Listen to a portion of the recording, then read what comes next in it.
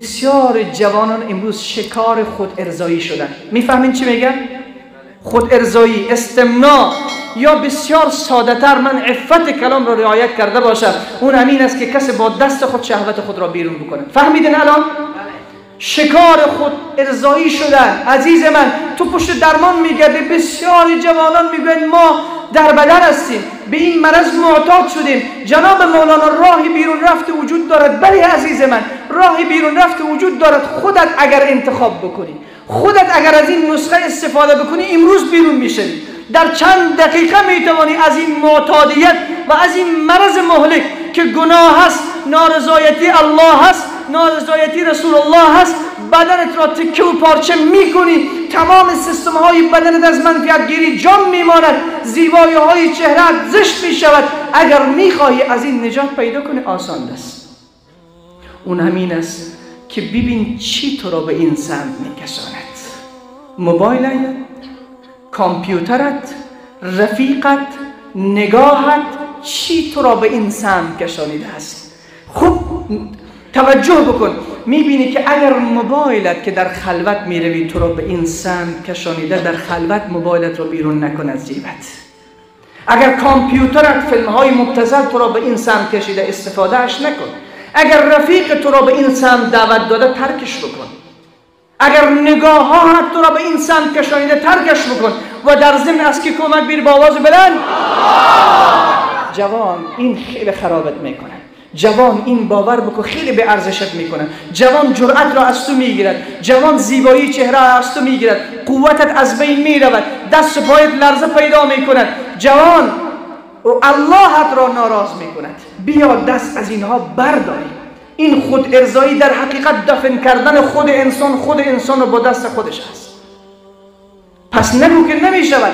در چند لحظه میتوانی با این خدا حافظی بکنی. فقط از الله کمک بگیر و هرچی پولی که تو را به گناه وصل میکند، اون پول را دیگر خراب کن. پولی که تو را به گناه وصل میکند، اون پول را خراب بکن. از اون پول استفاده نکن. امروز غذاهای لذیذ، انرژی زاها، قوت زاها بخور که من قوی شوم. خود تو ازدواج کرده؟ نه، مثل این مجرد باش. بزرگی از بزرگان دین حرکت میکنند، میرود در صحرای گرم و سوزان با چند تا از یاران و دوستانش. آنقدر هوا گرم است، 50 درجه گرمی است. ریگ بیابان آنقدر داغ شده که حتی پا را از پشت چبلی و پاپوش گرم میکند و میسوزاند. این در همین بیابان این مرد بزرگ با چند تا اصحابش در حرکت بود. در مسیر بیابان از دور میبیند که جوان لباس خود را از تنش کشیده سر ریگهای بیابان غطه میکند.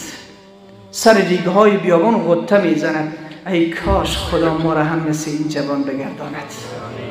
ای کاش الله به ما تو این تقوا و پرهیزگاری و ترس و نصیب بگرداند. میبیند از دور که جوان لباس خود را کشیده سر ریگهای داغ 50 درجه گرمی غطه میخورد.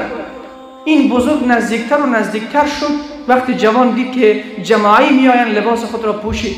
وقتی این مرد بزرگ نزدیک شد، گفت السلام علیکم. و علیکم السلام و رحمت الله.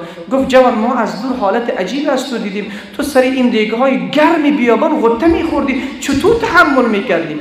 گفت جناب شیخ، جناب مولانا، من مجرد هستم، توانایی ازدواج ندارم.